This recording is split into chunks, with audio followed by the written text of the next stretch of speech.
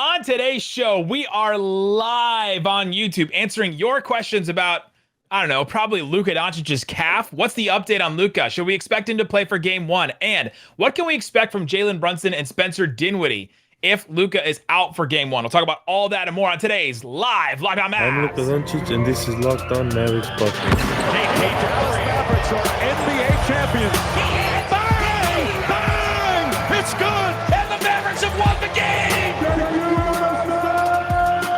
If you don't believe, you shouldn't be here.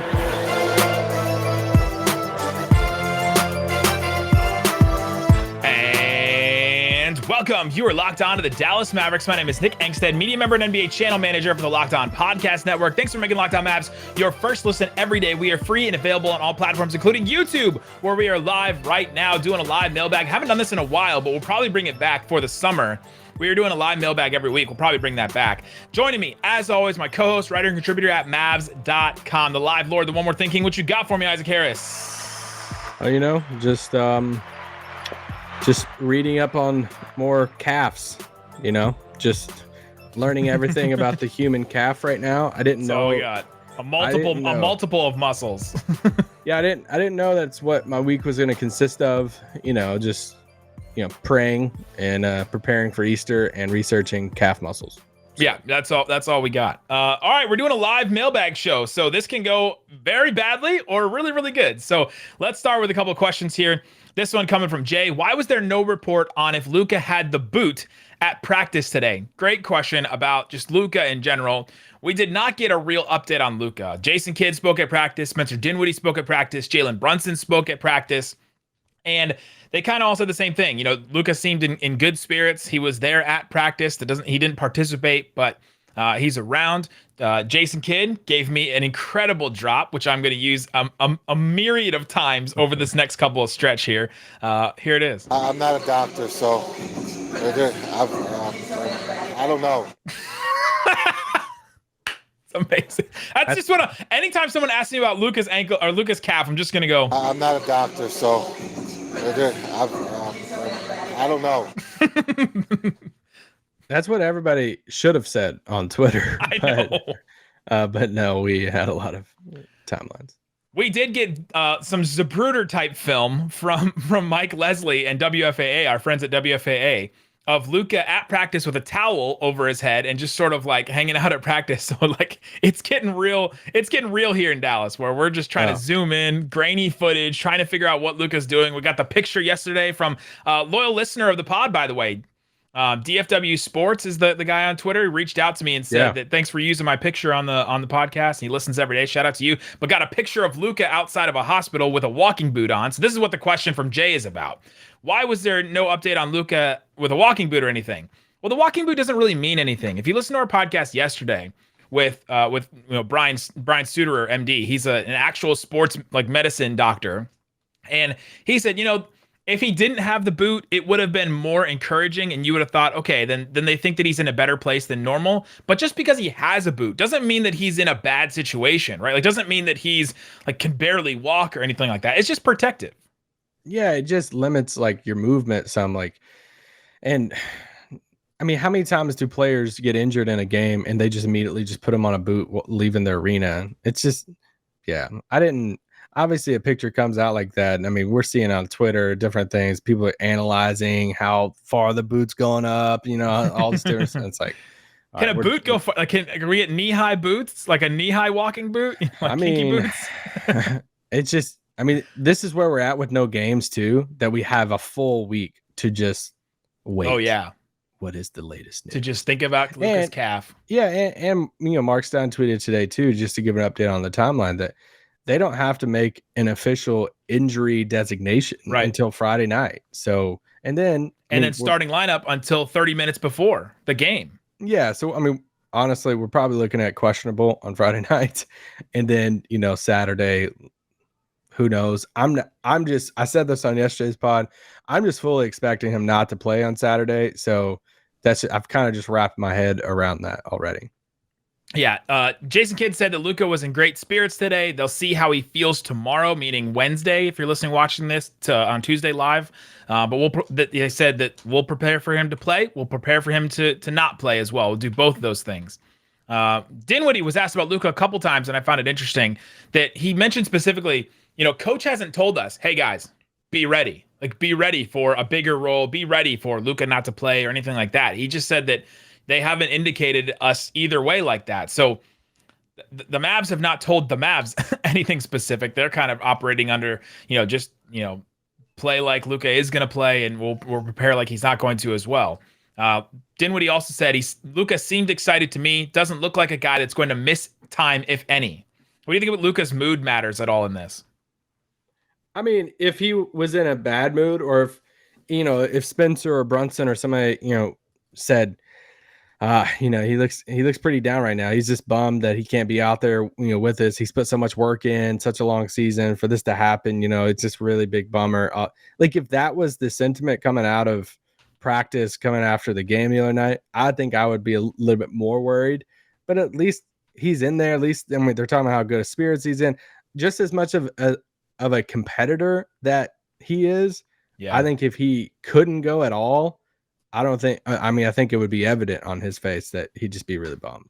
I think so too. I think it's probably, it's hard for him to hide his emotions on his sleeve. We've seen it literally all year with referees and things like that. Like, he's just not that kind of guy. And so, yeah, the other kind of interesting thing here is that Jason Kidd said that Maxi did not practice on Tuesday as well. I was thinking the last couple of games that Maxi had missed, that they were just holding him out and keeping him healthy, because he's been a guy that's been dealing with injuries all year. I thought they were maybe just resting him and keeping him healthy, but this may actually be, some kind of ankle thing. He did not practice. They're expecting him to, to try again tomorrow and to come back. I think he practices later this week. Yeah, so we'll see.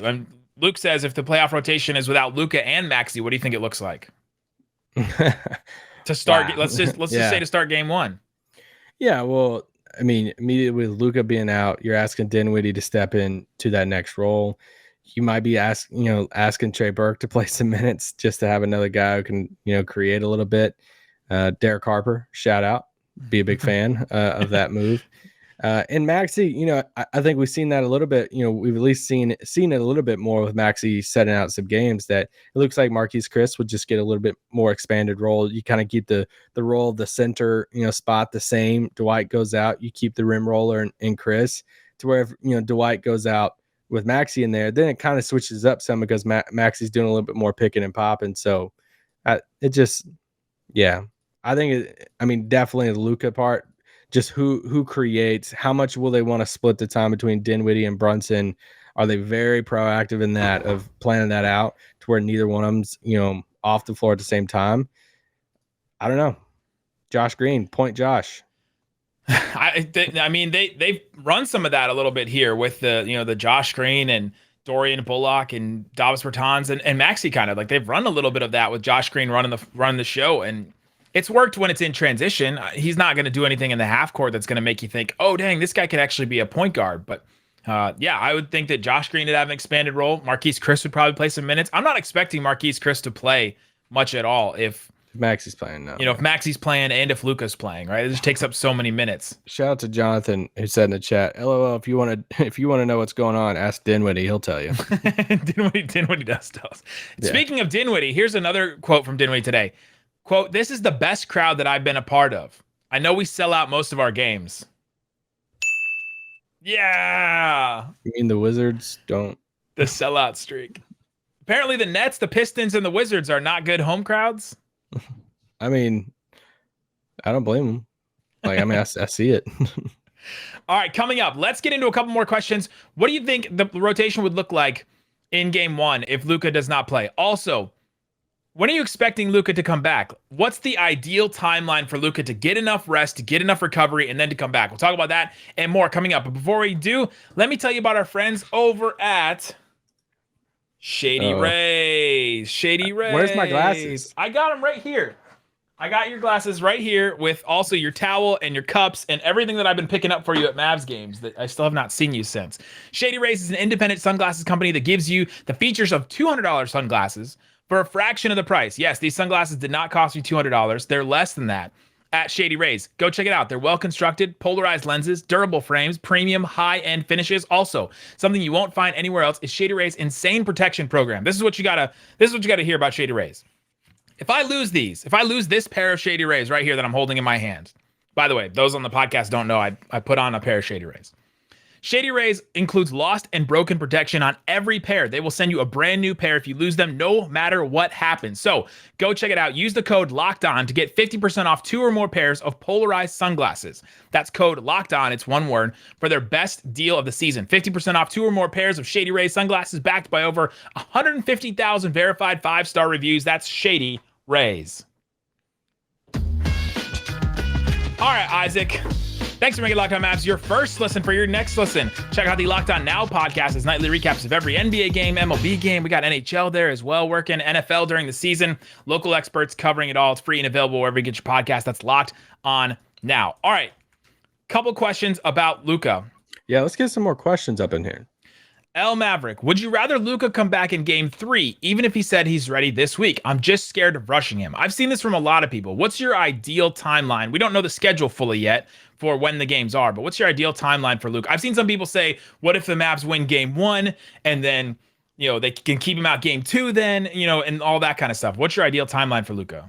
Well, I think it all depends. I don't think you can answer that until you see it later in the week. If they came out tomorrow and said, hey, he played 5-on-5 today and he got like 3 days under his belt playing 5-on-5 practice, they're saying all the right things, good to go, then yeah, maybe he sit out one, but he plays the other. But if he doesn't play at all, he doesn't practice all week, no 5-on-5, no scrimmages, no 3-on-3, nothing, not even the Ben Simmons 1-on-0, then like I'm not uncomfortable, I'm not comfortable with it at that point, but we are like, nobody knows. So we don't know Luka's body. So this is one of those things like we can all like joke and be like, oh, this is what they should do whenever we're not a trainer.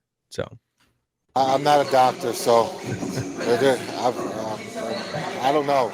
I don't know what the ideal timeline is, right? Like, I don't know. I don't think we can say that. We don't know how severe it is right now. Yeah. If he's ready to play, then I would take that from Casey Smith and from Luka to say that, hey, he's ready to go, like full stop. He's ready to go and to play. And the only thing that we're risking is that the calf strain becomes worse. Not that it's an Achilles or something like that. That's been sort of the big thing. People talking about KD and things like that. Go listen to Brian Suter on our podcast yesterday. I asked him that exact question. He kind of explained it to me that, that's he's never explained that to an athlete where, if you have a calf strain and you go out and you may be, close to rupturing your Achilles. But so yeah, if Luka can go back game 3 and he's ready, heck yeah, bring him back. Bring him back as soon as you can, right? Yeah, sure. Ginny wants to know, is it up to Luka if he's ready? Don't doctors have a say in it? 100%. Yeah, I mean it's a marriage, right? Like it's not all Luka, it's not all the trainers because they gotta hear how Luka feels. So it's a team effort on that. Here's another one from Danny Cox. Would it be fitting if the Mavs had to win a game without Luka just to show that his surrounding cast is ready to compete? Think about this from a narrative perspective. How much have we tried to make the case? Well, Luka's playing with nobody. People have said, Luka needs help. Give Luka some help. He's playing with nobody. And what if this nobody cast goes in there and wins a game without Luka? I'm not saying I think they can. You think they can? I don't think it's likely. I think it's possible. But what kind of that would just be an incredible narrative for the Mavericks to go out there and do that. What's the key if they're not playing? What's the key for them to win without Luka? Win a game. I mean, you play one of the best defensive games you've played yet because you're not going to be able to outscore them. So when it comes to just being without Luka, it's going to take like, it's one of those things where you list out like 6 things and say 4 out of these 6 things need to happen for you to win. So you start looking at it and say, hey, can you have a Dinwiddie Brunson game that they had against Houston? When you look at that Houston game in which Luka didn't play, the last game that Luka set out, I think Dinwiddie had 28, maybe Brunson had 26. They alternated there. It's like, all right, can you get over 50 points combined between Dinwiddie and Brunson? Can you get, Dorian, Maxi, Reggie all to hit, 3 or 4 threes? Yeah, at least shoot above 40% from 3 in the game. Can you play lockdown defense in one of the best defensive games you play? Can you get some of these things? Not all of them because it's unrealistic to get all of it, but can you get a handful of 75% of that checklist to happen in a game? I think they can. I think they can lock down defensively. They're going to be. You get the home court and just the whole energy of having a home court playoff Yeah. game. And then it's like Role players at home. yeah, just lock in and do your thing. So yeah, I think they can. The Cavs got it within a 5-point game, by the way. How much time's left in that game? And here, 9 seconds. So yeah. But yeah, the Mavericks, they need all those things like you just said to happen. The interesting thing about the Mavs playing without Luka this year, they've never been blown out without Luka this year. Their worst loss is to Phoenix by 8. That was it. Phoenix by 8. They lost to Milwaukee by 7, Memphis by 7, Phoenix by 7. This is all without Luka. Phoenix by 7, Minnesota by 6, the Clippers by 6, Utah by 4, Sacramento by 1, and the Lakers by 3. Those are all their losses without Luka this year. Those are all close, and some of those are like the best teams in the NBA: Phoenix, Memphis, Minnesota, Milwaukee. Like some of the best teams in the NBA. Their wins without Luka this year, they've blown out teams. Charlotte by 24. Houston by 24. OKC by 19. Houston by 19. Sacramento by 16. Portland by 15, Minnesota by 12. Like they've won some pretty big games this year, without Luka. Now, those are not the best opponents in the NBA for sure, but it shows that this group does fight without Luka, and they can hold their own still defensively and maybe cobble together enough buckets to win in the end. But it'll come down to crunch time probably. Yeah, and you almost have to look at the season in 2 parts. Like when For sure. we've started going back and doing homework on, the series between them and Utah, those 4 games, all of that. But you almost just have to do a, before the trade, after the trade, BT and AT here of, hey, before the trade, they were a whole different team with KP and the roster makeup. Then they shifted to this small ball, another ball handler in Dinwiddie. It's just a complete change there. So they've only had 2 games since the trade in which Luka set out. So, and they were both, they won those games. They're both against bad opponents. So, but I still think you can look at, we're talking about rotations a little bit ago. Frank Ntilikina played over 21 minutes in that Rockets game in which Luka didn't play. I think you can see him get some minutes. Sterling Brown played a little bit of that. So I don't know. The playoffs are a whole different, animal than the regular season too. Absolutely. Ham asked another good question. Who has a 35-point game, Brunson or Dinwiddie? Well, look, who gets the 35-point game first? Oh, Dinwiddie, for sure. If it's Dinwiddie, I'm wearing a felt goatee on the podcast. But if you look at the games that the Mavs have played against the Jazz this year, Brunson on Christmas Day had a 27-point game. That was a game without Luka. It was Porzingis, and yes, it was. What was it? PT? What did you say before trade? BT. BT and AT. Is this T? Before, did your dog just bring tea? I just heard your dog in your room. Yes, my dog ran in here, but no, my wonderful, lovely wife made me some tea. Shout out. Hey, Barb, do you like calves? Like my calf muscles? Thank you. That is a throwback to yesterday's podcast. Anyway, just wanted to throw out there. Who do you think had the second most points in a single game against the Jazz besides Luka this year? Dinwiddie? The most recent game the Mavericks played, 23 points by Reggie Bullock. Ooh. Bullock had a lot of threes, right? Bullock hit 7 threes in that game. Dinwiddie also had 23 points. So they were tied, so you were also kind of right. Yeah. He had 23 points in the March 7th game. Brunson had a 22-point game. Dwight Powell in the game after the All-Star break had a 22-point game. Dorian had a 21-point game. Dinwiddie had another 21-point game the game after the All-Star break too. So the Mavs have had some of these guys go off against the Jazz, but we haven't seen any huge games. From like we haven't seen a 35-point game except for Luka had one once. Yeah, Dinwiddie will hit it though. If between the two, it'd be Dinwiddie for sure. All right, what else we got? Give us thought. I know we have a ton of questions in the chat right now. A million.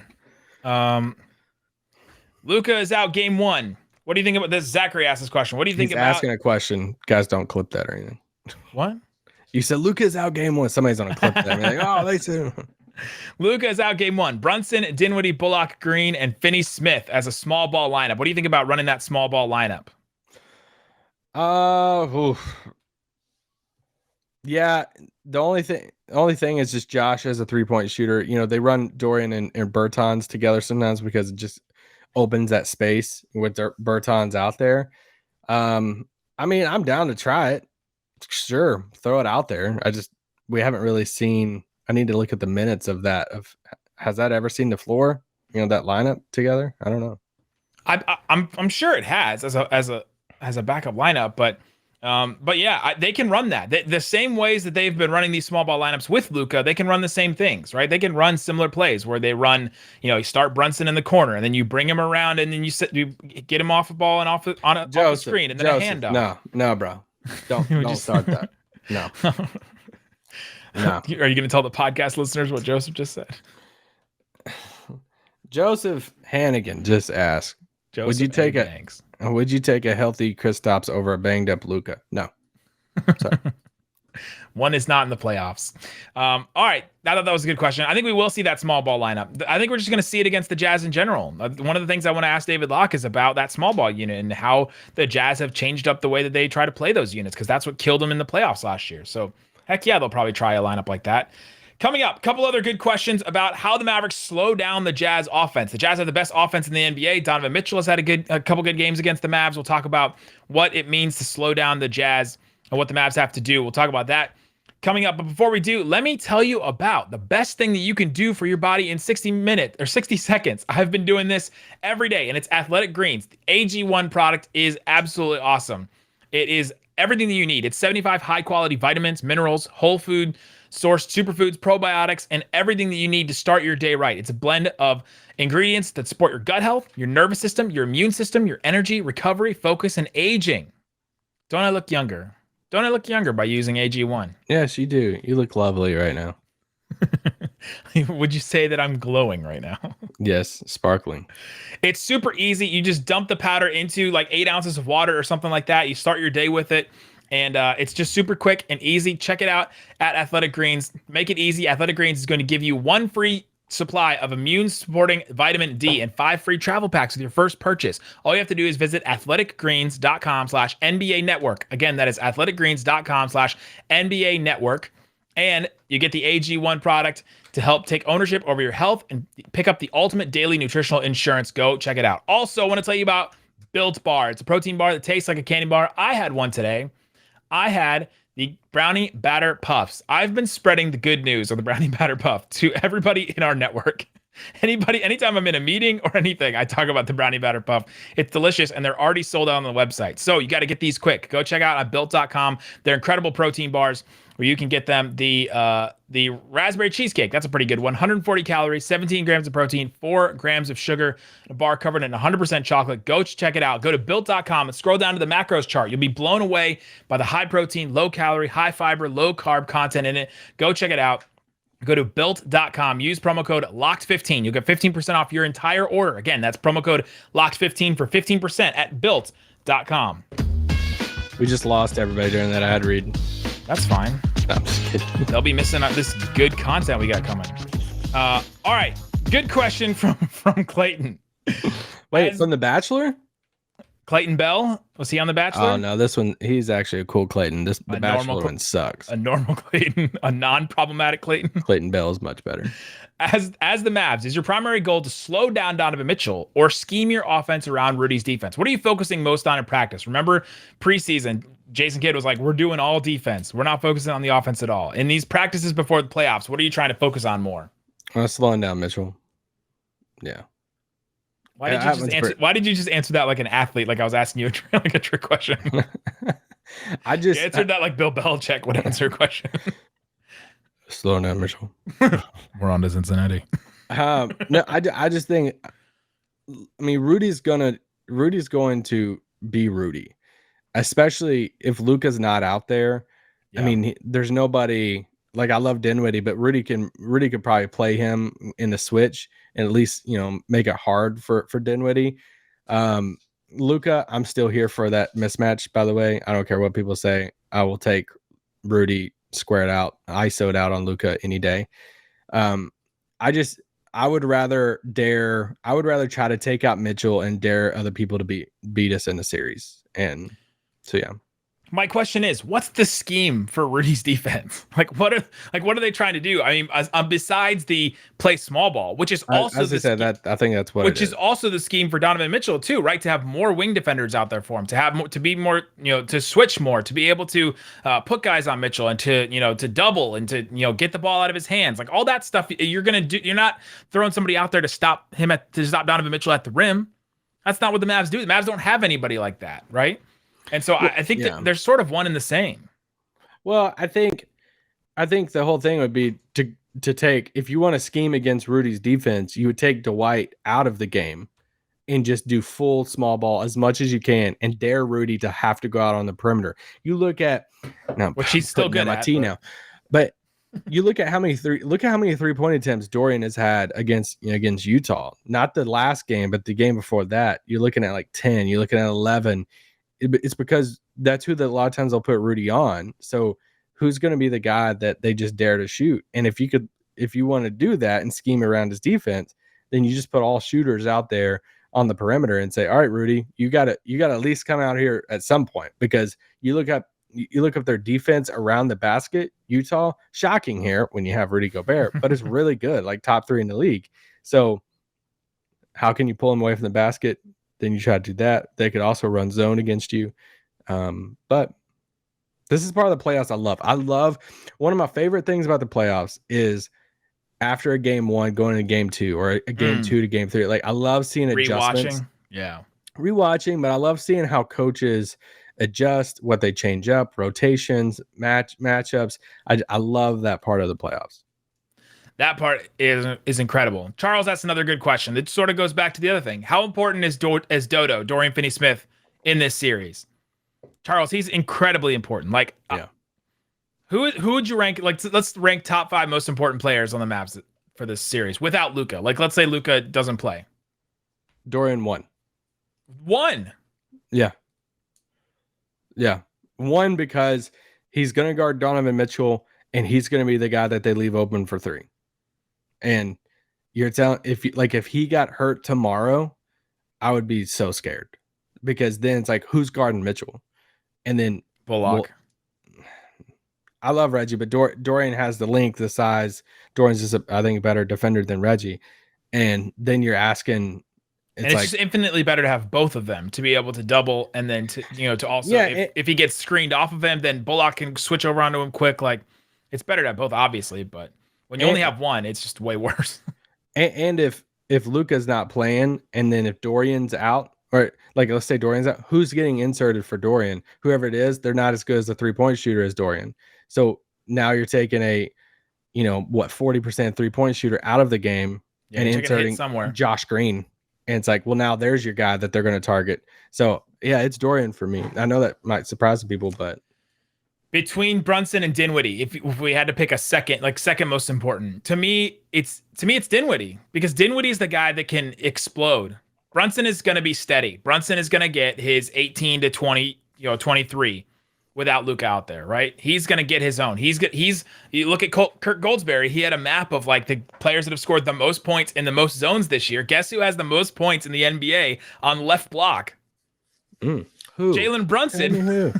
Jalen Brunson has the most points in the NBA on the left block, because he gets that stuff to go all the time. And yes, it'll be negated against Rudy Gobert a little bit more, but he's just going to be solid. He's going to be consistent. And Dinwiddie, if his 3 ball is falling, is the guy that can get you 30, 35, which is why I might be wearing a felt goatee on this podcast after one of these games. But guys, who's on board? Who's on board for the playoff goatee? Anybody else here? Some people tweeted at me. Goatee? I'm here for it. The Dinwiddie playoff goatee. Dorian's incredibly important. All right, Josh asked this question. We'll end here. We'll end for the podcast. We'll stay on the live, so stick around if you guys are still here. What do you guys think is the furthest the Mavs can get in the playoffs? Let's play this game with and without Luka. You can go first. I plead the fifth. Without Luka, the furthest they can get is 2 games against the Jazz. To me, that's the furthest. This Jazz team is too good. I'm going to give them too much respect for me to say the Mavs can beat them without Luka. Like, I don't think so. There's maybe 2 games. Like, maybe they steal 2 of them at home.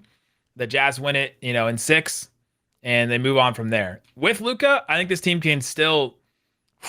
The Suns, man. The Suns team is so good. You will get some time and some rest between those games. None of them are asking how far can they get in the playoffs, not what you predict. So I'm with you. If Luka doesn't play, I don't think they win the first round. Like, if he's out for the whole series. Yeah, they win 2 games against the Jazz. That's the farthest I think they can do. If Luka is fully healthy, and you're telling me that like they come out in the next few days, he's practicing and he looks good, he doesn't get hurt again, they can get to the finals. Past the Suns. Yeah, if he's fully healthy. Yeah, Luka is that good.